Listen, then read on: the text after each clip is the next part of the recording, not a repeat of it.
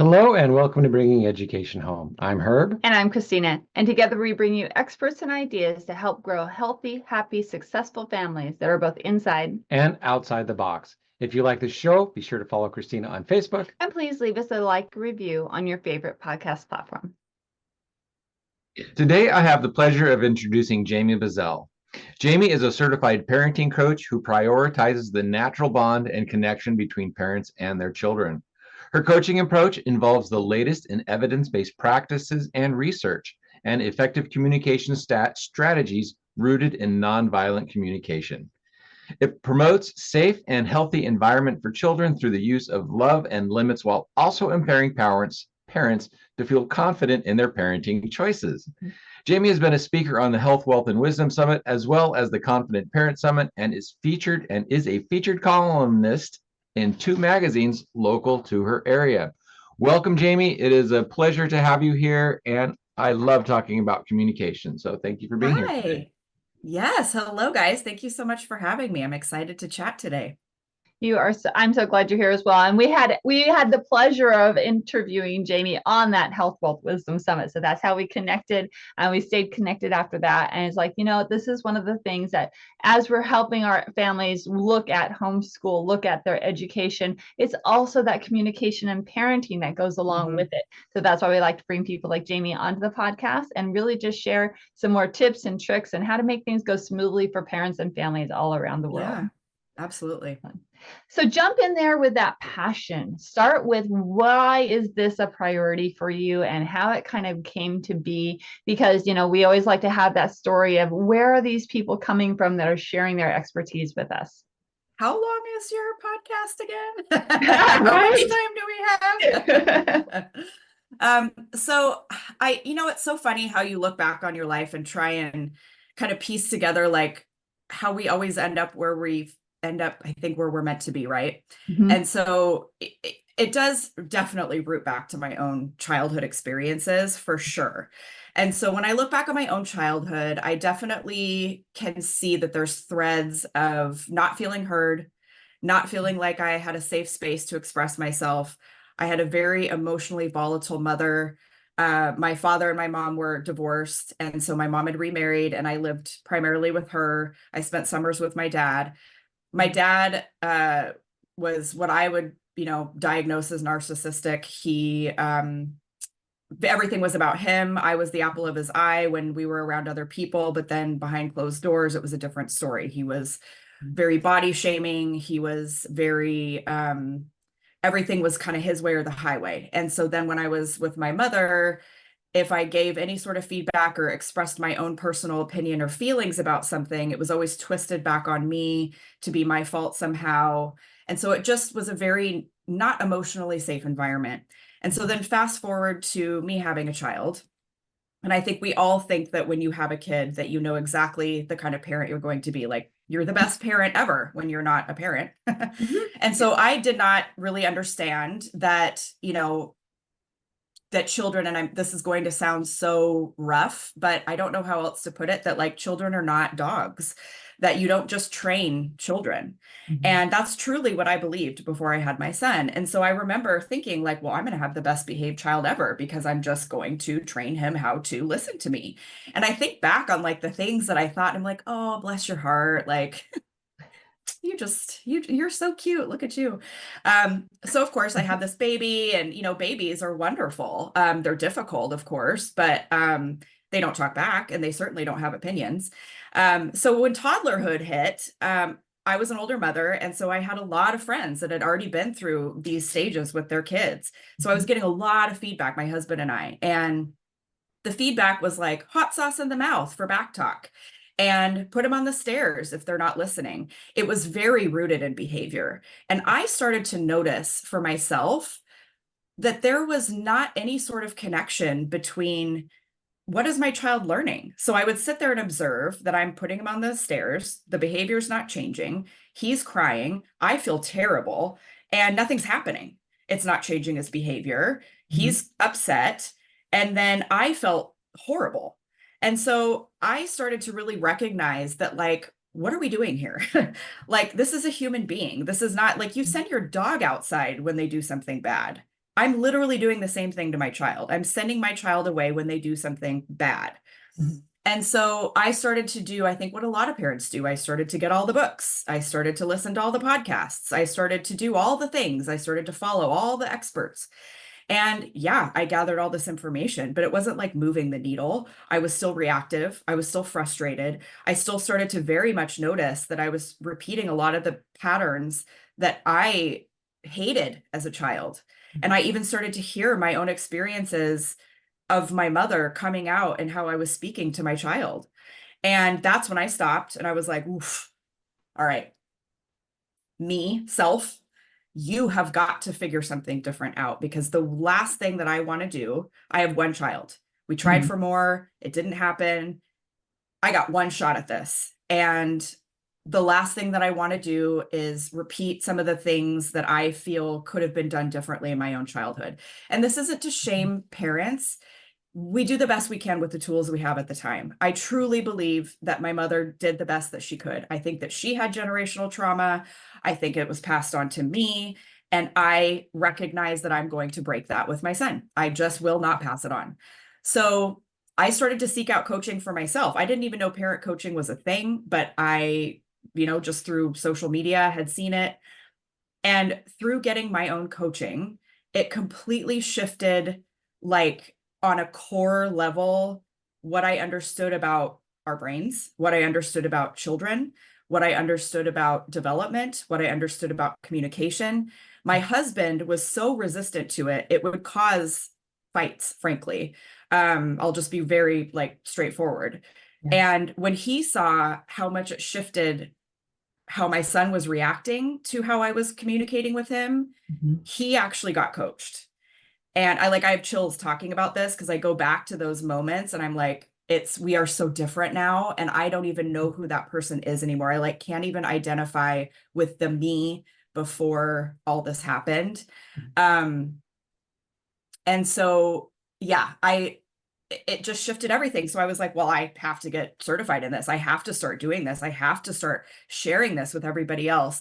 And I don't want to sound like an infomercial, because I don't, it does almost sound a little bit too good to be true, but it truly is one of those moments where you're like, oh, okay. Like there's a joke that you don't get a parenting manual when you go home with your baby. Like they throw them in a car seat and then you're like, have fun, not, like, there you go. And I remember that That's not a moment of, joke. That's a reality. That's a yeah, reality. it's They think exactly, just but because you have a baby pop out of you that suddenly you're a parent, and right. no, you're not. No. And it was terrifying. I remember I did not want to leave the hospital. I was like, no, what do you mean? Like, I don't, and they're like, bye, have a good life. And I just was like, no, can I live here? Like the nurses are so helpful. Like I didn't want to leave. Mhm. And I kept thinking in the first year with my son, is somebody going to come get this kid? Like there was nobody, like it took so long for me to even sink in that like I'm the person. Mhm. I'm the one. Yeah. Like my husband and I are it. And even that was so overwhelming. And so there's just so much, and there's so much that parents don't know. And so when you don't know, what do you do? Well, you go back to what you did. You go back to Yeah. how you were parented, because that's Exactly. our comfort zone. And if that Mhm. comfort zone is trauma, if that comfort zone is being screamed at, if that comfort zone is being dismissed, Mhm. that's where we're going to go. Yeah. And so the only way that we can change and move forward and break those curses and improve our communication is by changing ourselves. Yeah. So I know that's a long-winded answer, but it was like this journey for me that really did start with my own childhood, truly. Yeah, no, that was actually a very beautiful answer, and there are so many truths in that. They call Yeah. it generational trauma, not because it's like inside, but because it's inside in a different way. It's like you learn Yeah. from your parents. Mhm. Yeah. And so many people think that they're grown up, and then they have a child and realize that they're still children and they have no idea what they're doing. And Yeah. I'm 54. I've got grandchildren. I still feel like, wow, what am I going to do when I grow up? I still feel like a kid pretending like I know what I'm doing. Mhm. And Yeah. so, yeah, so to be able to get some help in just understanding how Mhm. to raise your children, it's not it's not like you're failed. It's not like you're No, less than. It's not like, Yeah. you don't come into this knowing what you're doing. no. And I And think there's so many stigmas around parenting specifically. And I Mhm. recognize that. Like, I do believe that it's one of the most vulnerable spaces in our life. Yeah. And I get it. Like, it has created me doing this, me changing how we parent. It has created rifts in my family. We have, I mean, it has made people very uncomfortable in my life. They think that I'm judging them. I'm not. They think that it means I think that they're bad. I don't. It is incredibly, incredibly sacred to be a parent. And that's the one part that is so difficult to express to people on social media, on my website, it's like, I'm not trying to tell you that you're bad. I truly, like, I could cry. I just want to hold space for these parents to go, you're not doing it wrong. You just never got the right tools, and none of us did. Yeah. And once you have the tools, there was a time not too long ago when I just needed space from my son all the time because I was constantly overwhelmed. I was constantly feeling like I was failing. I was constantly feeling like we are not aligning. I don't understand how to communicate. He doesn't listen. And now I like crave being around him because we're connected. I miss him. My husband's out of town right now, and my sister-in-law is helping out because I have 2 jobs and it's a lot. And so she took him overnight to go visit his grandparents. And so I had a night to myself. And normally I'm like a lone wolf. I love to be alone. I crave my independence. And I missed him so deeply on Saturday night because we're so connected now. And I never thought that I would be the mom that like truly is so connected to her son at 7, he's 7, where I'd be like, but I just want to hang out with him.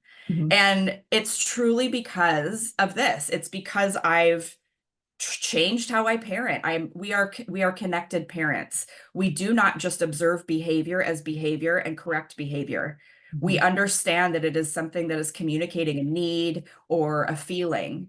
And when we respond to the need and the feeling, yes, we have boundaries. I give him redos. I say, I know you're upset, but you want to redo that with me? Because I don't like how you just said that to me. But that is so much more loving than, don't you dare talk to me that way. Go to your room. That doesn't feel good to anybody. No one. And we don't respond to our spouses that way. Can you imagine, Herb, if Christina talked to you like that and you said, Christina, go to our room. I don't like how you're talking to me that way. We don't well, speak that's to happened. That's happened. But we assume that because they're children, we think the worst. And societally speaking, like we really truly do. And these are just little humans, My son has 7 years on this planet. I have 46 years. I've got 39 years of practice and brain development. But when he gets it wrong, he gets punished. We think he's going to turn into some misfit that goes to prison if we don't lock it down now. We've got to give our kids more grace and allow them to make mistakes and have it be messy. Yeah.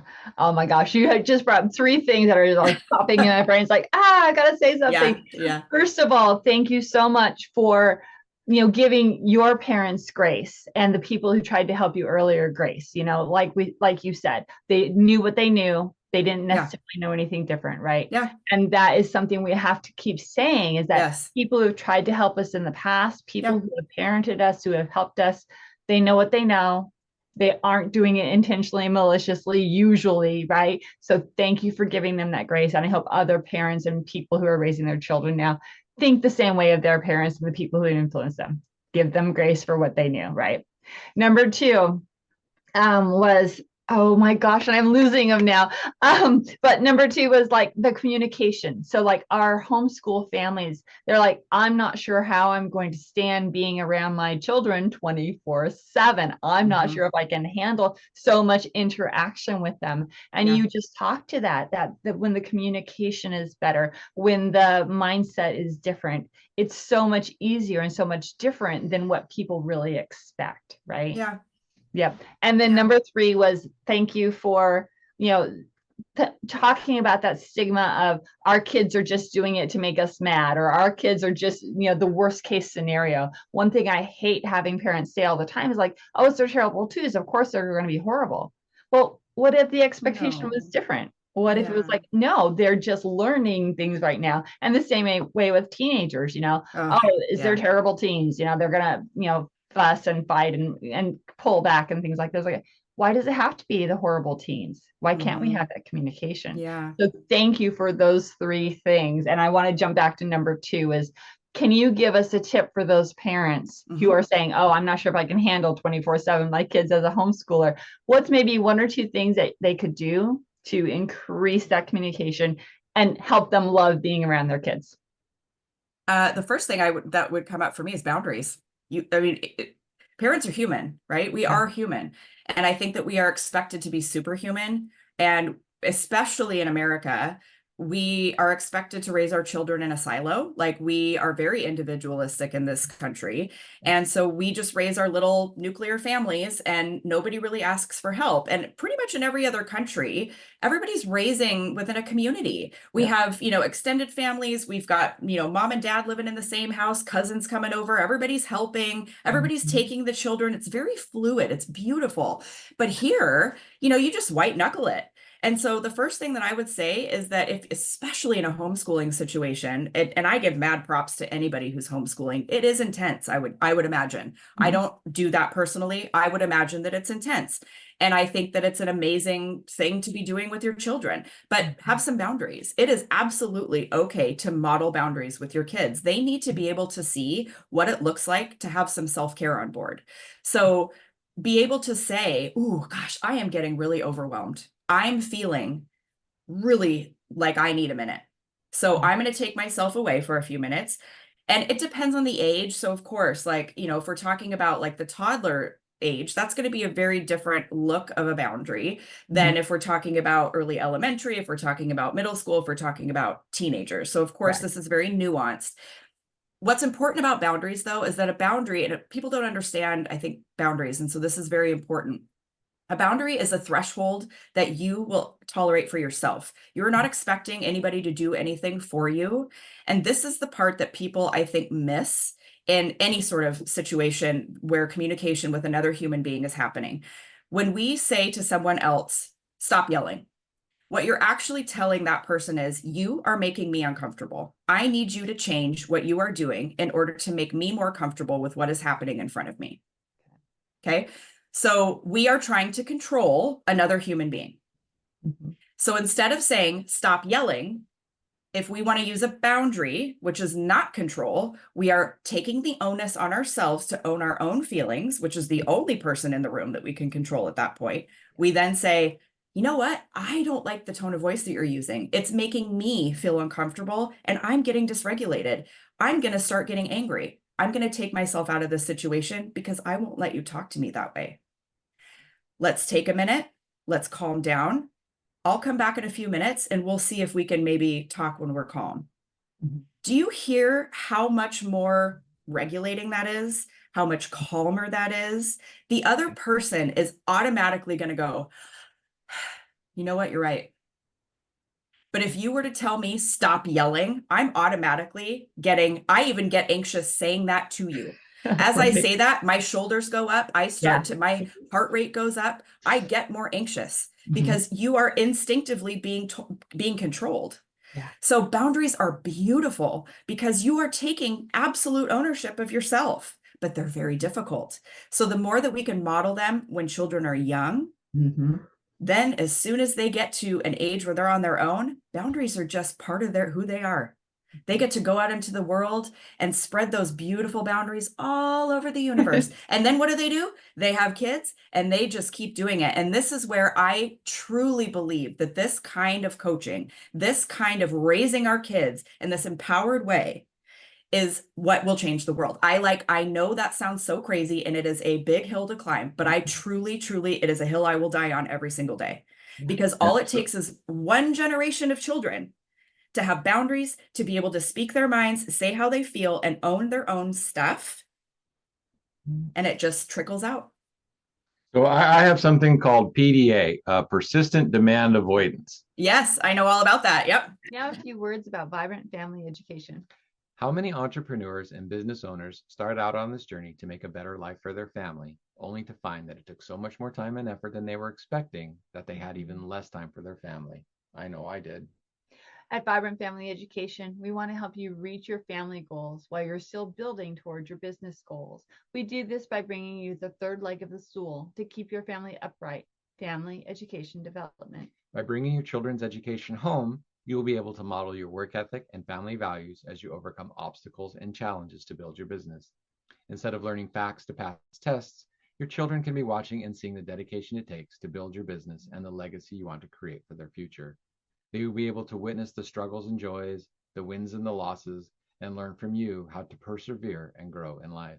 Instead of waiting until you get successful to spend more time with your family, start with the end goal in mind and bring your family home. Instead of trying to repair your family after you reach success, let us help you start achieving your family goals from the outset. Learn to be successful with your family now, and no matter what happens in the future, they will be better prepared for life, especially after watching how you cared for and built not only a business, but a healthy, happy, and successful family. We offer a wide range of educational services, including how to easily get started with homeschooling. Come visit us at vibrantfamilyeducation.com and let us show you how. And now, back to our guest.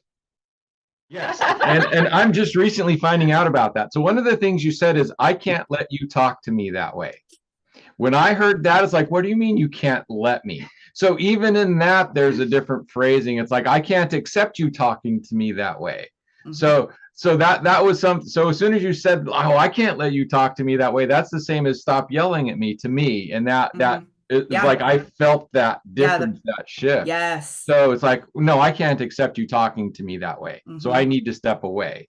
Mm-hmm. So, but yeah, I totally understand what you said. And, going back to one other thing, there are so many people when they were growing up, it's like, I didn't like when my parents did that. I'm not going to do that when I'm a parent. Right. That's not going to happen. And then that does happen. It does. Yeah. I was almost the other way. There was times where my dad would say stuff to me and I would get so pissed off at him, and I would look at him as like, I can't wait to say that to my kids.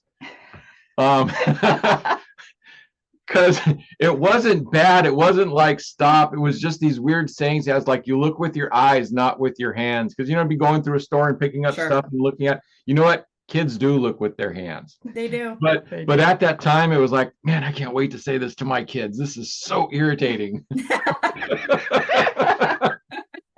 So I just wanted to throw that in there, because I loved my parents. I had a pretty great relationship with them. But we didn't have good communication as a family. It's like, I don't talk to most of my sisters. And there were times where stuff would happen and I could feel my face shift into an expression that my dad had. And it'd be like, oh, dang, I got my dad's face on right now. Not my face, my dad's. Or every once in a while, one of his sentences would come out and it's like, this was not the right place to say that. So that generational trauma, that generational learning is strong. It's in there, and it takes work to shift that.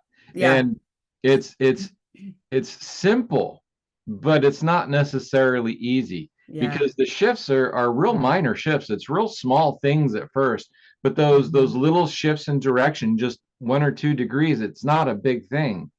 But as you make that shift, then the whole trajectory changes, and then you can shift a little bit more. So it's not, so the parents out there who are listening to this, it's not like you get a coach and boom, your whole life is going to change. You're going to have to change everything right away. Seriously, it's really, really small changes. It is made over time. And it's like, oh yeah. And then it's noticing. It's like, you notice, and then you make these little changes. And so parents, when you start thinking about this, and don't think, oh, I can't do this. It's really small shifts at first. And those small shifts become big changes. It's so true, Herb. And I have actually a story, if you don't mind me sharing, just real quick, that speaks exactly to this.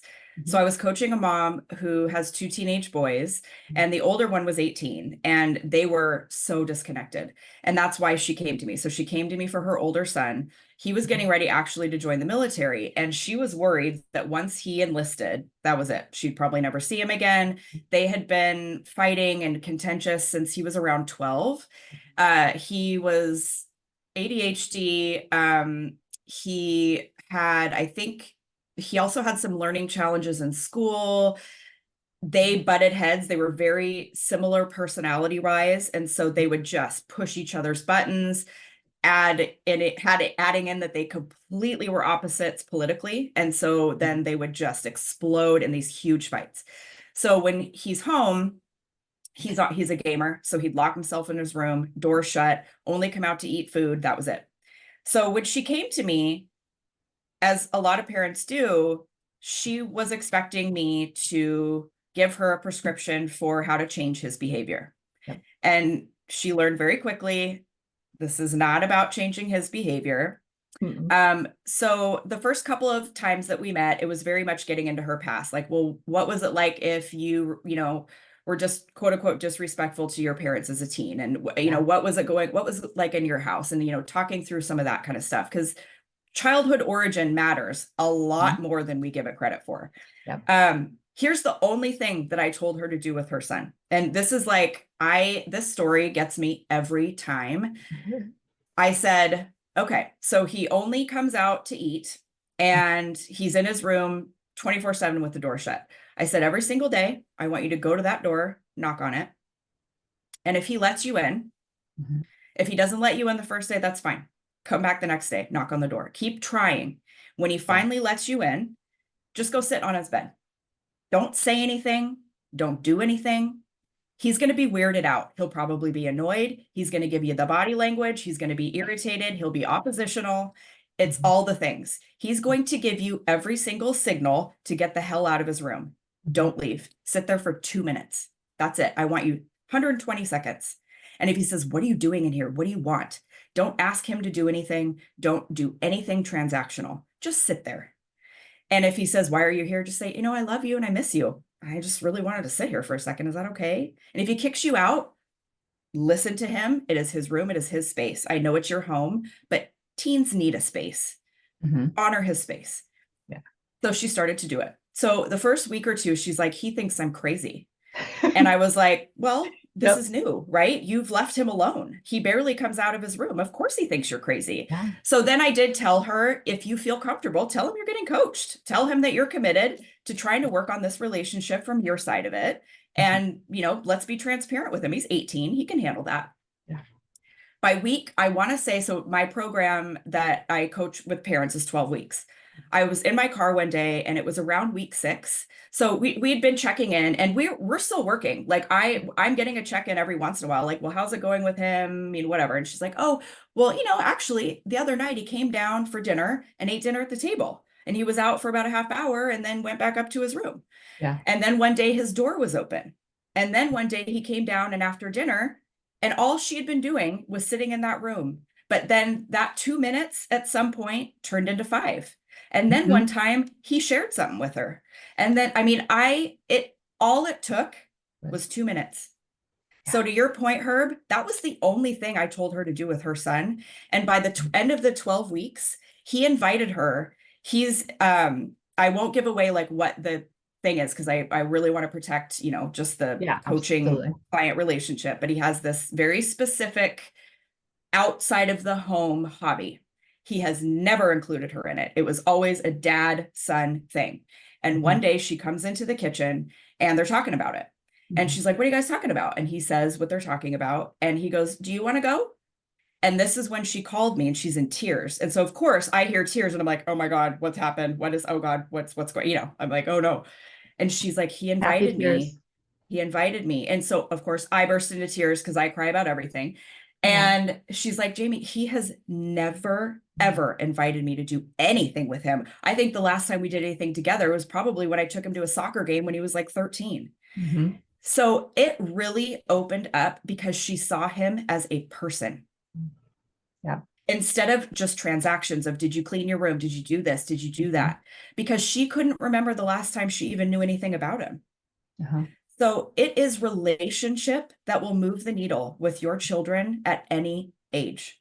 It doesn't matter. And yes, there was a lot that needed to happen. There was conversations that needed to happen. She was worried that if she started to do this, that she thought, oh, he's going to be getting away with the disrespect and all this stuff. And I'm like, you've got to let that go for right now. You're the adult. You are setting the tone for your relationship with your kids every single time. You have the authority naturally, not authoritarian, authority. Yeah. Use it, but use it. Don't abuse it. Use it. Yeah. Set the tone. Go in there and remember what it was like to hold that baby boy in your arms when you brought him home from the hospital, and how much I will cry, how much you loved him, right? Yeah. He's an 18-year-old little boy and he misses his mom. Yeah. Sorry. Okay, now you got me going. That story gets me every time. Yeah. I can see why. Yeah. And parents, please just do that. Just go sit by your child. Be interested in what they're doing. Yeah. And every time I hear a parent that's like, my teen hates me, they are disrespectful, they are this and that, I'm like, do you know their favorite color? Do you know their favorite movie? Do you know what they enjoy doing? Do you know what it's like to be their age, going to the school that they go to and the grade that they're at? What is it like to be them? Do you know anything about them outside of the chores they don't do, the room they don't clean, the laundry they don't pick up, the food that they eat constantly? These are all relationship. Go sit with your teen, get to know them, because guess what? They're going to be so much more likely to do the dishes if they feel like you give two craps about what's going on for them and what it's like to be them. Sorry, I did not expect to get emotional. Teens have a very soft spot for me because I feel like they just get such a bad rap. Yeah. And I think they're really misunderstood. So I came at that kind of right, but kind of differently as well. So we didn't let our children have televisions or game consoles or anything like that in their room. Yeah. We had a living room and they had their games and their consoles and everything. So it's like, if they wanted to do that, we all had to be in the living room. Yeah. I love that, actually. And so that worked really well. If they went to their bedroom, really what they could do is read, draw, write stuff, but they didn't have, they didn't have the electronic devices to keep them busy. So if they went to the room, basically they got bored and they had to come back and join the family. I think that's actually a great thing. We have to make us as parents a lot more interesting than technology to keep connected to our kids. And along with that we actually had family game night on video games. So we all played the same video game. We all had their laptops and the computers, and we sat in the living room together playing. So even though we could talk on chat in the video game, we were also talking across the room. Hey, go after that thing. Go after that thing. And that communication, that building of that game, that was some of our greatest Saturday nights. There's places where kids can go to like game lounges and they sit as a team and they'll talk and they'll play. We did that as a family and we actually made some friends, and it was almost difficult with the friends because we would be talking amongst ourselves and then we was like, oh yeah, we have to type or talk to tell them stuff. You guys, I love this because that is connection. This is memories with your family. These are things you're actually inserting yourself in their world, which makes them feel seen. It's all the things like love. I think that's amazing. I love your idea, Herb. And I'm sure it was both of you guys, but having that out in the living room, making it open and notorious. What I see it all the time, kids hold themselves up in their room. Hey, I did it. I had a TV in my room. I was in my room constantly. Now we didn't have phones and all the things.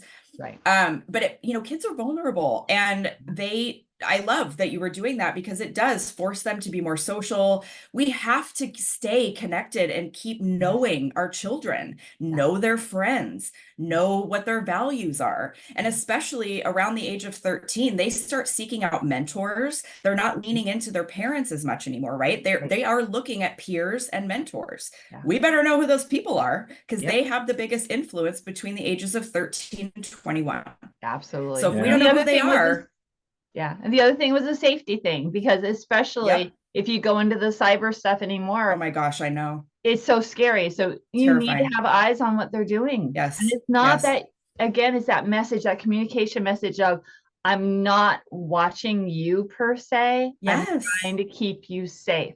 Yep. I don't want to be in all of your business, but I, as a parent, have a responsibility to keep you safe. So Yep. this is one way I'm doing it. Yeah. Yeah, we I have say some that to- interesting rules as parents. So like when my sons were getting older, we had a rule. It's like, okay, you can go play, and we don't necessarily want to know your business. You know, your Yeah. late teens, you're going to go out and you're going to go do stuff. Mhm. But you need to call me and tell me when you're moving.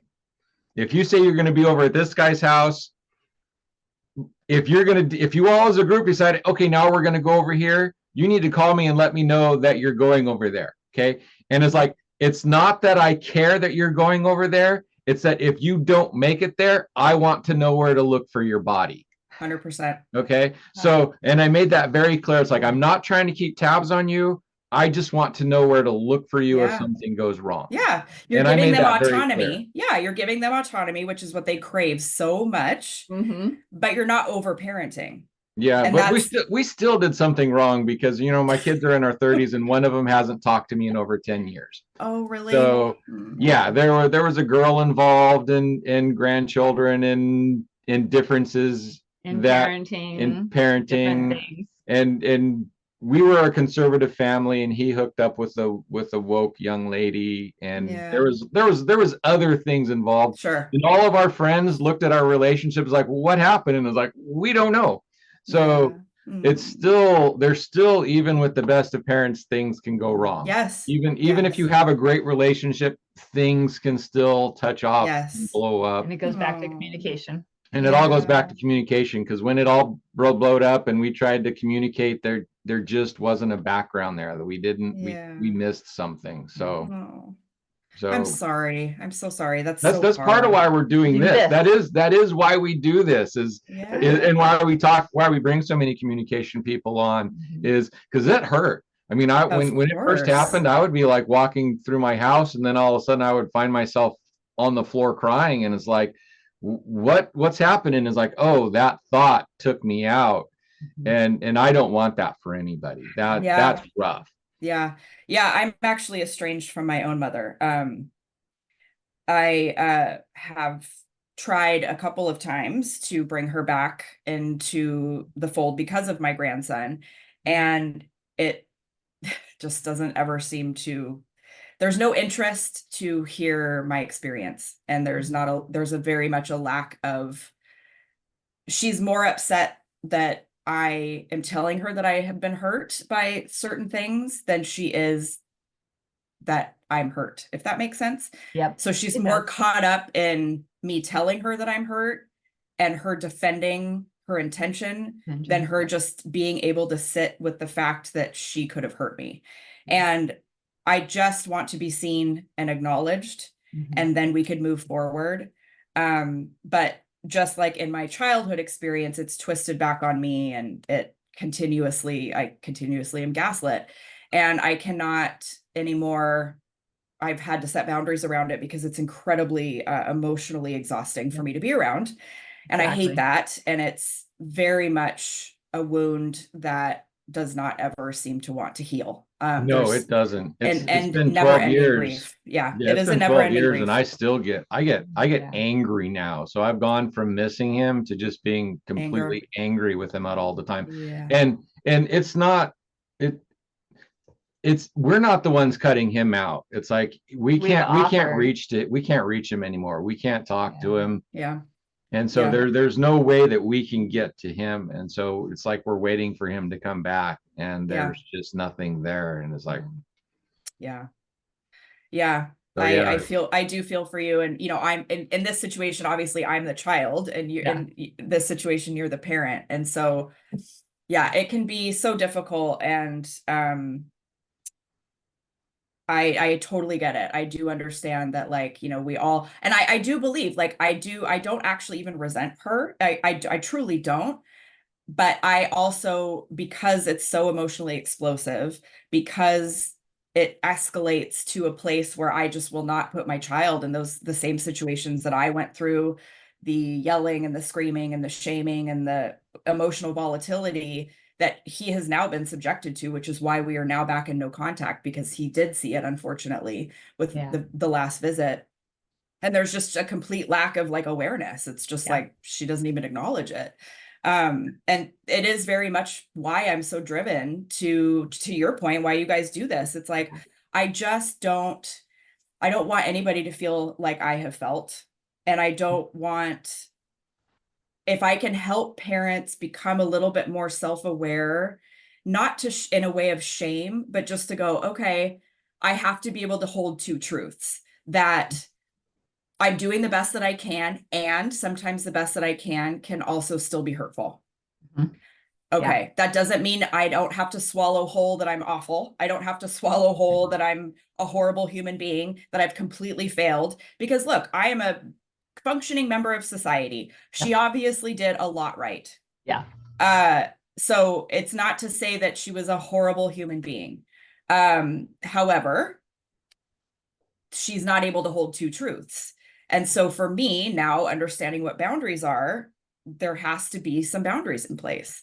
And so, yeah, it's very much that drives part of why I do this, is because of that. I don't want to have children growing up having to cut ties.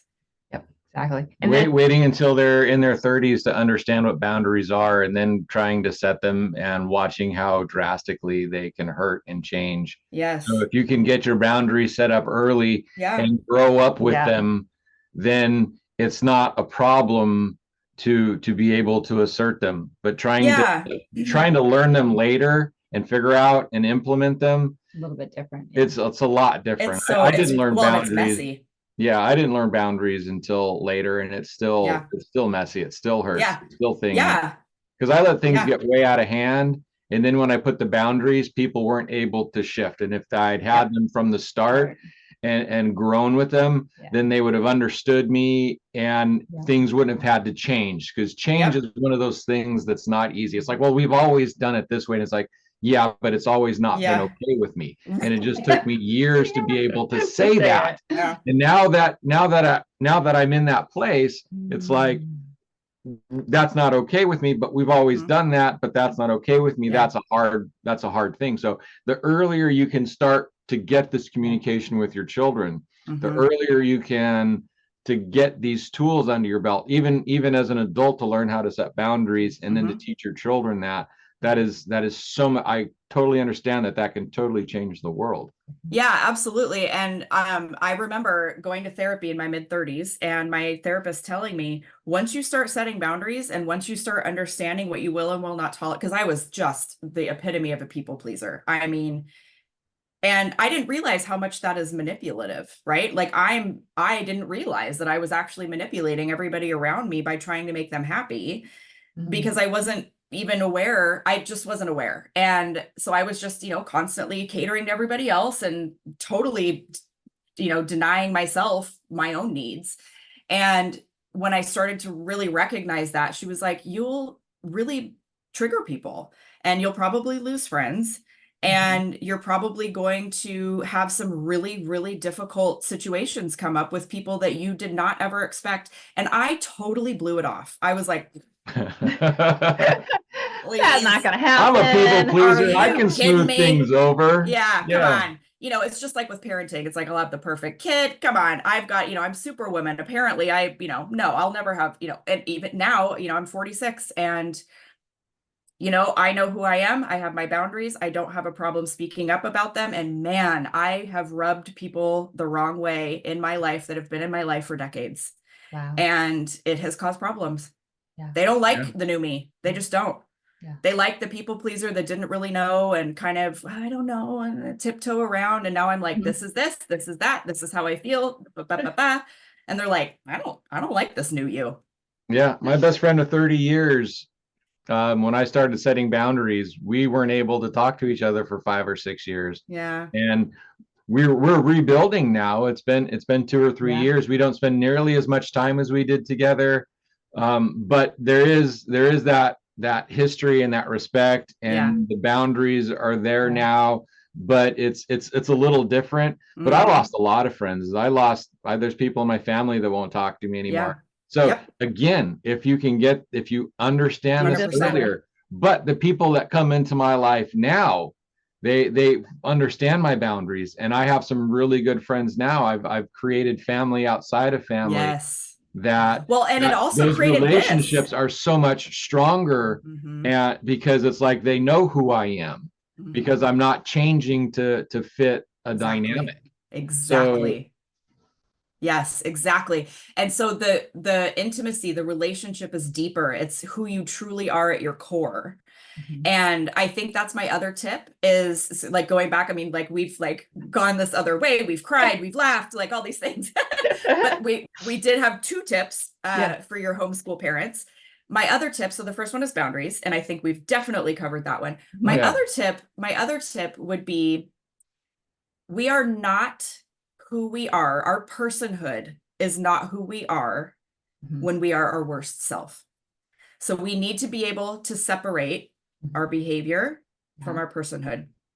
And so when you think about your children and being at home and the constant, you're going to just be around it all the time, you're going to have like periods of time where kids are going through developmental leaps. There's, adrenochrome. I don't know if you've heard of that, but boys between the ages of 6 and 9, they get a big surge of their first big surge of hormones. So between 6 and 9, boys especially can be they're in their feelings. They can be a little bit more explosive, things like that. There's going to be periods of time where you're going to see kind of worse behavior. That's not who they are. Correct. We have to remember to separate behavior from their personhood. And one thing that was never done for me is when I did make mistakes, I was never told this was a bad choice, but you're not a bad person. Yes. And so as I grew up, when I made a bad choice or I made a mistake, even as an adult, like if I pissed off my husband, I would immediately be like, well, I'm bad. I'm just so bad in my head. It was like this negative self-talk of I'm horrible. I'm such a bad human. I'm so bad, blah, blah, blah. No, we are human. You made a bad choice, but you're a good person. So I'm constantly reinforcing to my son, listen, buddy, this was not a good choice, but you are a great kid. So we have to be able to reinforce their inner goodness while also letting them know that they made a questionable choice. And so I think it's important, especially if you're going to be spending a lot of time, because you're going to be doing a lot of correcting.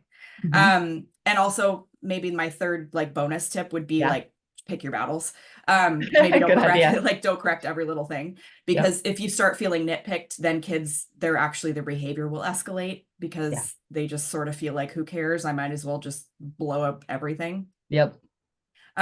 So yeah, just separate their behavior from their person. No, just you are not who you are on your worst day. Yeah. Yeah. And as you do that for your children, that starts to settle in with you as well. Exactly. And that will also destabilize your life and cause you a lot of issues within yourself. But again, the other side of that is worth it. And, I still, I do a lot of psychology. Like I'm an INFJ on the Myers-Briggs type index. So I'm an introverted, intuitive. So that whole I remember stuff, I put things together. I'm a horrible person, right? Because I remember every bad thing I've done. Me too. It's like one of those, and so it's like I judge myself because it's like people can't see the real me because they don't know the bad stuff I've done, which and then the brain damage that I hurt my head through that on top of it. So it made my life a mess. And I am still working on that after years, and I am getting so much better and so much more comfortable with myself. But I was like a complete wreck for a long time because every bad decision I made convinced me more that I was a bad person. Yeah, and it feels like you can kind of go two different ways with it. So I'm actually a lot like you, Herb. I remember, like, I can tell you, I remember my husband and I brought him into a therapy session one time, and the therapist was like, tell me something that bugs you about Jamie, to my husband. Yeah. And he's like, I don't know. I mean, nothing really kind of bugs me about her. And she was like, oh, I mean, she's perfect. She's Jesus, like joking. Because it's like everybody has things that bug your spouse. And he said, well, I kind of don't want to say it because she's one of those people that as soon as she hears it, she'll fix it and she'll never mess up again because she'll never forget it. And he's right. And to your point, like I remember if you say something to me that like bugs you about me, or if we got in a fight 10 years ago and you said something to me, I will recall it and it'll still sit somewhere in my heart, like it still hurts, right? And it's like because I've swallowed it whole, I made it part of my character, it became part of my being, like I can never do that again. So I go the opposite, I think, of what you're saying, if what I heard is correct. Like you take all your bad stuff and you're like, well, I'm just bad and this is like bad. I go the No, opposite. I do not. I very seldom make the same mistake twice. So if somebody Right. said something like that to me, no, I've changed. Yeah. Yes. So here's a little funny thing. It's like, this is a funny story about the same thing. It's like I used to bug my wife about putting her apples and strawberries and fruit in the refrigerator. Okay. Yeah. Because if God had wanted fruit to be cold, he would have made it grow in the wintertime instead of the summertime. Right? Fair. Yeah, fair. And cold fruit, it like loses its flavor. And then one day she pointed out to me, she's like, well, you have to have your milk ice cold. And I'm like, boom, never said that to her again. Period. The end. It pointed out my hypocrisy. And it was like, so now the only time I tell this is to point out my hypocrisy. And I don't bug her. She can have her fruit in the fridge. That's perfectly fine. Milk has to be ice cold, and milk does not start that way. Yeah. Yeah. Yeah, no, I'm we're similar that way because I'm the same. I will never forget it. The thing that bugged him was the way I used squeeze my toothpaste. He was like, oh, if I have to pick something, it's how she squeezes her toothpaste. Because I squeeze it in the middle and he goes. You don't. I do.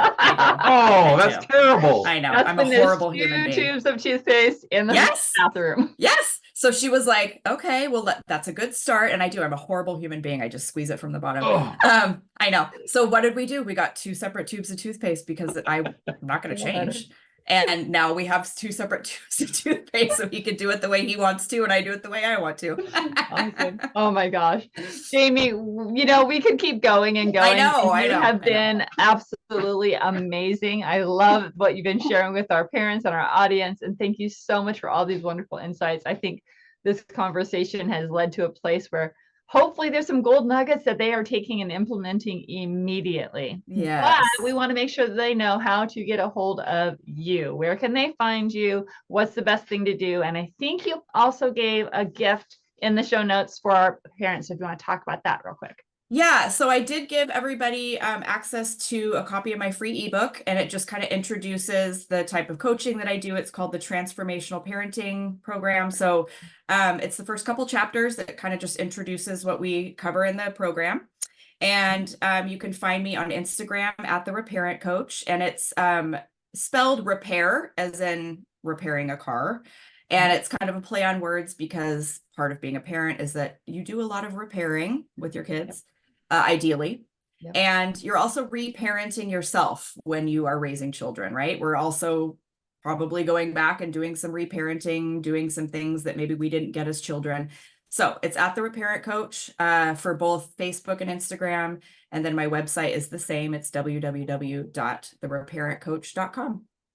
Excellent. Thank you so very, very much. And all of that will be in the show notes, but please make sure that, if what Jamie has said has touched a nerve in you, reach out. I am all about education. Vibrant Family Education is about education and your child and your family. But guess what? All of us need coaches. Like she said at the beginning, we all need someone to help us along the way, whether it's for the child's education or for your communication or for how you parent. Make sure you reach out and grab some help. There's no shame in that. The best athletes in the world, the guys that are at the top of their thing, they don't get there and stop coaching. They get there, like Tiger Woods had 8 coaches when he won like the most Masters. The football players have like coaches for everything, and there's tons of them.